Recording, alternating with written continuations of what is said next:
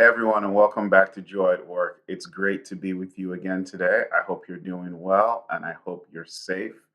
And thanks for taking a few minutes to listen to me talk and reflect with me as well on what we can do to increase our joy at work. I say this all the time. We spend a lot of time in the workplace. I think it only makes sense that we do what we can to experience joy, to find meaning, to find fulfillment from work as much as is possible.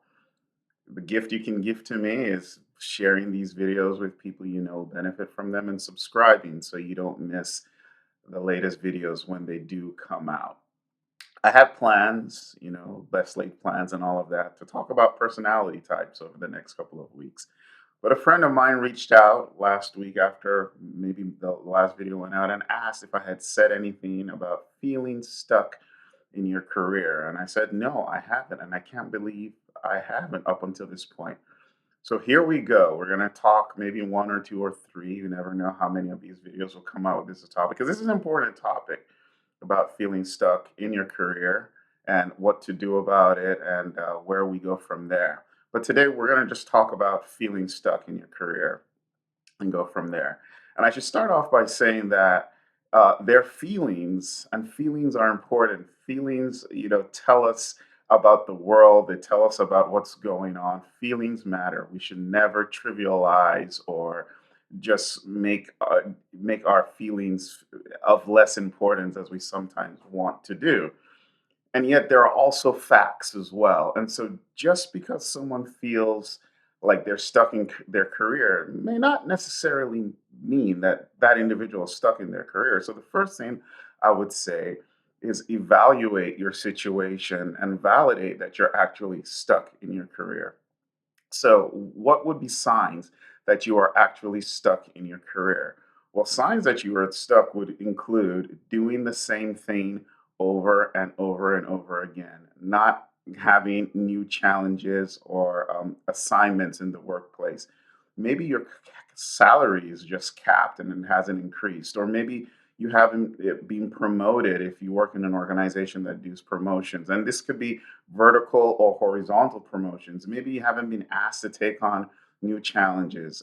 So, the first thing I'll tell anybody who feels stuck in their career, and I'm a big believer in writing things down, is sort of look at your career over the last 2 to 3 years. And if you're in tech, this is probably the time frame. There might be some other industries where 3 to 5 years is better, but whatever it is, for your industry, just take a few minutes or maybe more than a few, maybe 10, 15, 20, 30 minutes, and just reflect on your career over the last 3 years. And think about when you first started in that position, the types of things you were doing, the challenges you were facing, the nature of the work, and think about how it has changed or stayed the same over the last 36 months. What's new?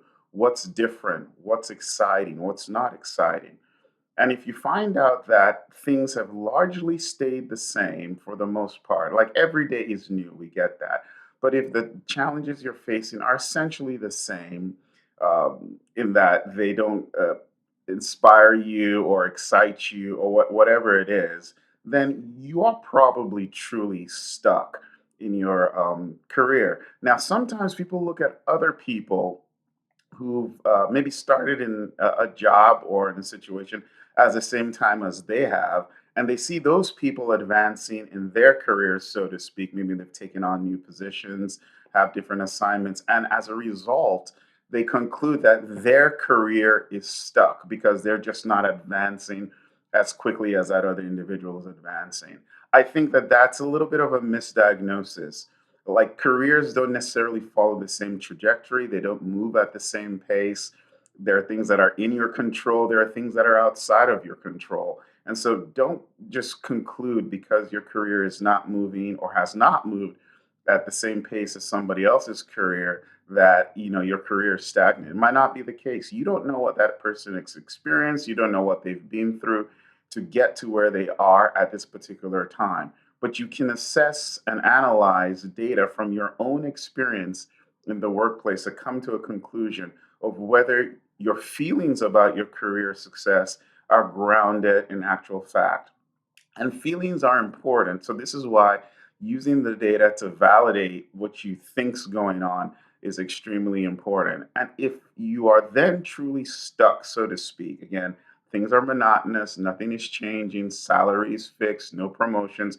When you talk to people about taking on new challenges, you're rebuffed, then there's something going on there. And we will begin to think about and talk about how we address that in the next video. So, hope this helps. Maybe you haven't done a reflection on your career in a minute. This might be a great time to do a reflection and truly understand whether you're stuck or not. All right, see you next time. And hopefully, this helps you experience joy at work. Bye.